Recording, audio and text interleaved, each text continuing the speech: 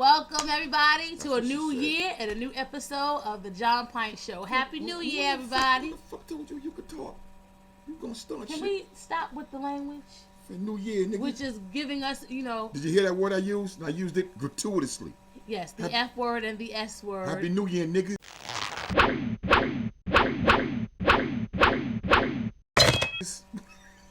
Which brings, which brings us to the topic of today. Just this show is happened to be about the N word. Yes, we talked about it previously, but in the context of what a conversation that Ja Rule had in the interview, and about using the N word and who uses it and who gets a pass and how they get a pass, and these young white teens and European Americans that are using the word, should they be allowed to use the word in music and hip hop, and how do you address that? That's the topic for today. And I think that there is no excuse.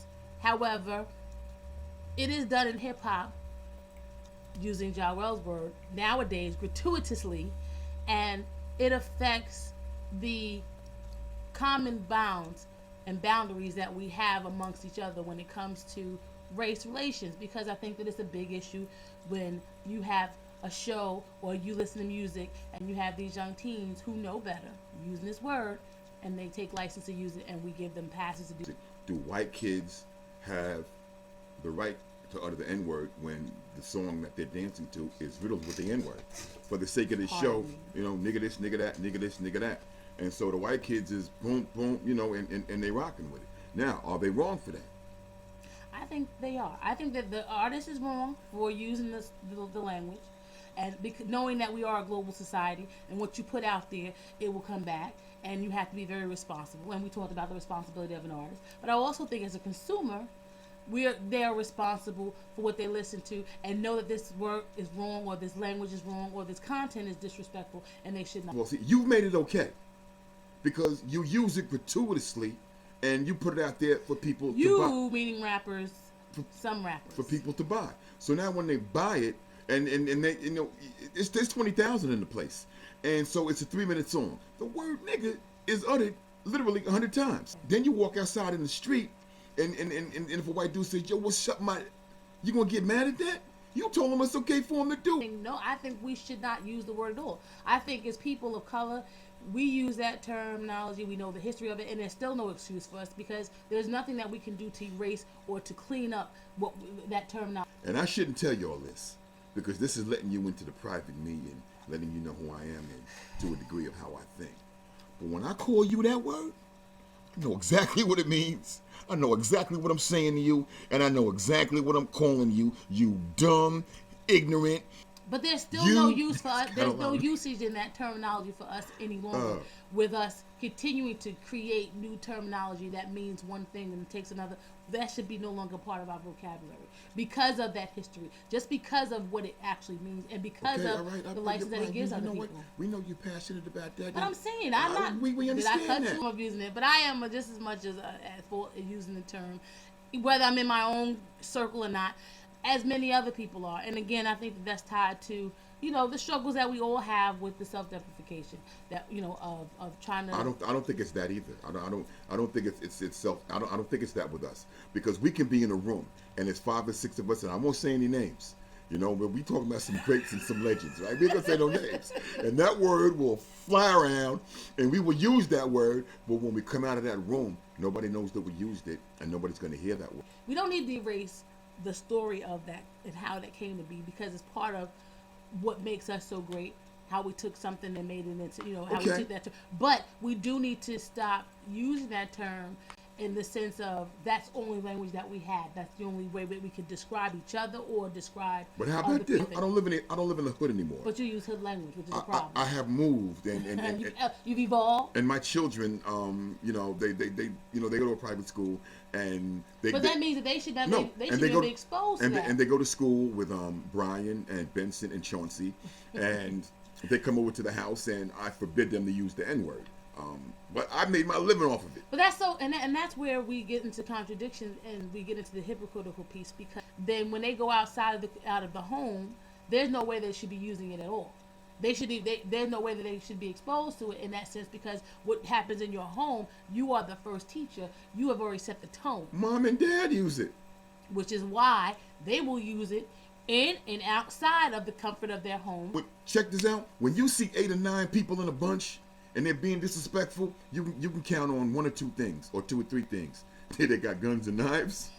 They're going to jump you. Because ain't none of them tough on their own. No, not gang mentality. Let's say mob mentality. And you think that you're everlasting and strong. You have the Rams because you've been influenced by some chemical or some outside stimulus. Don't get your ass tore up. Because by the same token, you could be using that term around your black friends and they don't say nothing. Get in the middle of the mall and turn around and go, yo, what's up, yo, my niggas? They gonna act like they don't know you. And when and the rest of them cats in the mall, when they step to you and light you up, and you all lumped up later on talking about why y'all ain't help me. You shouldn't use that word. And that debate will continue as we continue to address the racial divides that are among us and that we face on a daily basis. That's the other issue that we have to start thinking about, as far as how much are we willing to sell our soul for?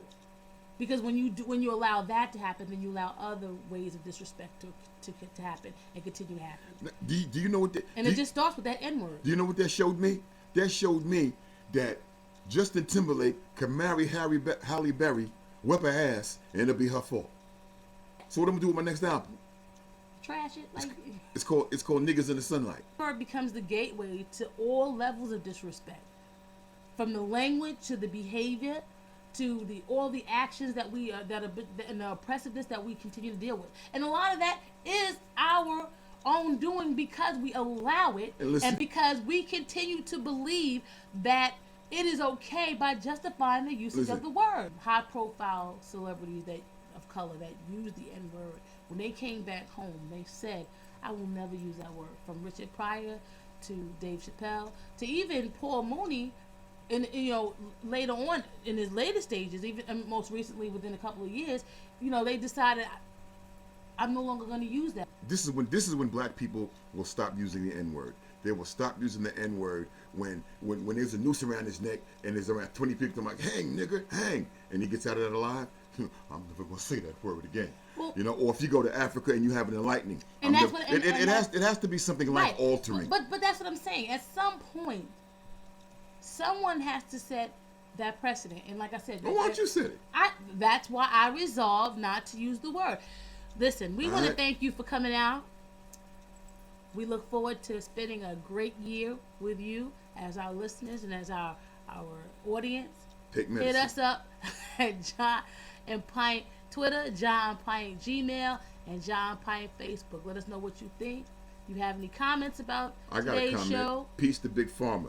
I love y'all. We want to say rest in peace, Miss Nally Cole, Mr. Russell Johnson. I don't know none of the people. Who'd you just say? Who? I said Miss Nally Cole. Oh, she passed away? Yes. When? Thursday. What happened? She had a congestive heart failure. I thought she was crossing the street. Okay, you need to be mindful of No. And also, Mr. Russell Johnson. Listen. You know what? I'm mad at Natalie because Natalie shouldn't have died. She shouldn't have died. Her lifestyle, she caught a bunch of L's, but she shouldn't have died. She shouldn't have got hepatitis. She shouldn't have been coked out, and this fucking business is a beast. You know what I'm saying? This business does this to people. This business will save some people's lives, but it will destroy and tear down far more people than it helps. So please forgive my attempt at poor human, but I'm just angry at that whole thing. She shouldn't be. So we want to thank you for coming out. God bless. Hey.